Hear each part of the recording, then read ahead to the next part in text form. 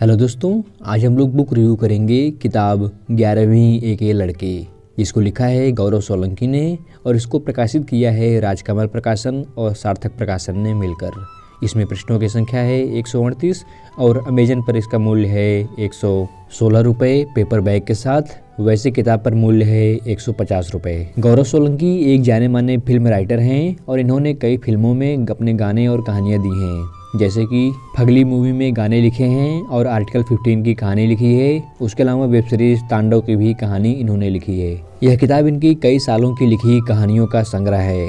इस किताब में कुल 6 कहानियाँ हैं, जिनके नाम हैं सुधा कहाँ है, ब्लू फिल्म, तुम्हारी बाहों में मछलियाँ क्यों नहीं हैं, पतंग, यहाँ वहाँ कहाँ और 11वीं ए के लड़के। अंतिम कहानी 11वीं ए के लड़के के नाम पर इस किताब का नाम भी पड़ा है। गौरव सोलंकी एक मजे हुए लेखक हैं और इनकी कहानियों में ये बातें झलकती हुई हैं। इनकी कहानियाँ कुछ अलग प्रकार की हैं। ना ही इन्होंने किसी प्रकार की सीख दी है, ना ही किसी का मनोरंजन किया है और ना ही समाज को आईना दिखाया है। इन्होंने व्यक्ति की अंदर की निराशा, उदासी और अंतर्द्वंद को अच्छे से दिखाया है। एक इंसान अपने अंदर कितना कुढ़ता रहता है और उसकी क्या कहानी चलती रहती है, ये लगभग सभी कहानियों में दिखता है। कहानी सुधा कहाँ है में एक त्रिकोण प्रेम को बड़े ही अलग अंदाज में दिखाया जाता है। कहानी पतंग एक लड़के के जीवन की उदासी को और उसके अंतर्द्वंद को दिखाती है। कहानी 11वीं ए के लड़के में एक भाई बहन की कहानी दिखाई जाती है जो एक बहुत बड़ा कांड करते हैं। ऐसे ही लगभग सभी कहानियों में कुछ न कुछ अलग है,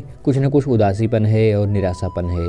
कहानियाँ पढ़ के अंत में आप सोचेंगे कि मैंने ये क्यों पढ़ा, लेकिन आपको अंदर अंदर एक अजीब सी शांति, एक अजीब सा सुकून मिलेगा। कहानियों में कई जगह पर अश्लीलता भी दिखाई गई है, लेकिन वो अश्लीलता कहीं भी नहीं लगती। ऐसा लगता है कि ये तो हमारे समाज का हिस्सा है। हम दिन भर में जो चीज़ें जीते हैं, जो चीज़ें महसूस करते हैं और हमारे अंदर क्या चल रहा होता है, वो सारी बातें लेखक ने किताब के माध्यम से की है। लेखक ने किताब में कल्पनाओं का संसार बुना है और ये कल्पनाएं ही इस किताब की जान है। हर बात में, हर वस्तु में लेखक अपना नजरिया डालता है। उसकी कल्पना शक्ति इतनी तीव्र है कि हम वैसा शायद ही सोच पाएं। चलिए एक दो उदाहरण देखते हैं।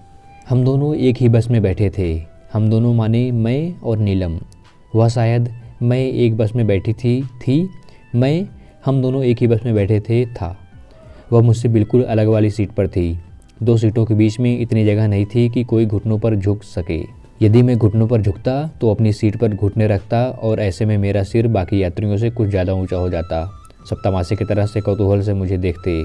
सबको लगता कि अब मैं कुछ करूँगा। मेरी बगल वाली सीट पर बैठा बच्चा यह सोचता कि मैं ऊपर रखे अपने सामान को उतार रहा हूँ और ऊपर रखे किसी और के थैले की ओर देखने लगा। ऐसे ही एक और उदाहरण है। उसने नाम बताया और अगले सवाल पर फ़ोन काट दिया। वैसे उसे ऐसा नहीं करना चाहिए था। फ़ोन काटना ही था तो बिना नाम बताए काट सकती। माँ ने मुझसे पूछा कि रागनी कौन है। मैंने कहा कि मैं किसी रागनी को नहीं जानता। ऐसा कहते हुए मैंने विशेष ध्यान रखा कि मेरी नज़र माँ की नज़रों से मिली रहे। उसके बाद दिन भर माँ चुपचाप खोई सी रही। मैं जानता हूँ कि माँ के ख्यालों में एक चित्र बना होगा जिसमें मैं एक सुंदर लड़की के होठ चूम रहा हूँगा। बैकग्राउंड में हरियाली होगी या 10 बाई 10 का छोटा कमरा। बहुत संभावना है कि माँ ने बैकग्राउंड पर या मुझ पर ध्यान ही नहीं दिया होगा। माँ ने लड़की की आँखें, नाक, कान चाँचे होंगे। कल्पना के चित्र में अच्छे नए नक्श वाली लड़की ही आई होगी, इसलिए माँ को हल्की सी संतुष्टि मिली होगी।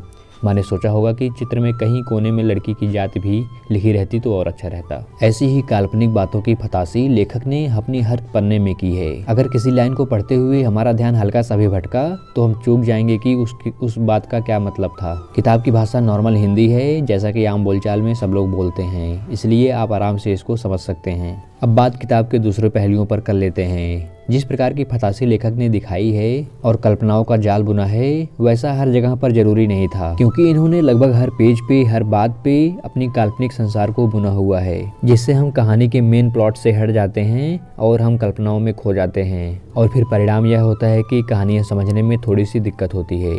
मैं पर्सनली बताऊं तो मुझे 6 कहानियों में से सिर्फ 1-2 कहानियाँ ही थोड़ा अच्छी लगी, बाकी की कहानियाँ तो मुझे अजीब सी लगी। नए पाठक को यह किताब उबाऊ लग सकती है। अगर कोई किताब शुरू करना चाहता है तो इस किताब के साथ शुरू न करे। पुराने पाठकों के लिए यह किताब सोने पर सुहागा हो सकती है। इसको आप जितनी बार भी पढ़ेंगे उसके मायने अलग अलग बदलते चले जाएंगे और यह किताब शायद आपकी प्रिय किताबों में एक हो जाए। किताब का 150 रुपये मूल्य कहानी और कंटेंट के हिसाब से काफ़ी अच्छा है और फुल पैसा वसूल है। तो दोस्तों ये थे मेरे विचार। आपके विचार मेरे विचार से भिन्न हो सकते हैं, इसीलिए आप लोग भी पढ़िए इस किताब को और बताइए कैसी लगी।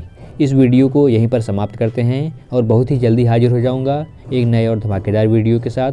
तब तक के लिए हंसते रहिए, मुस्कुराते रहिए और अपना ख्याल रखिए।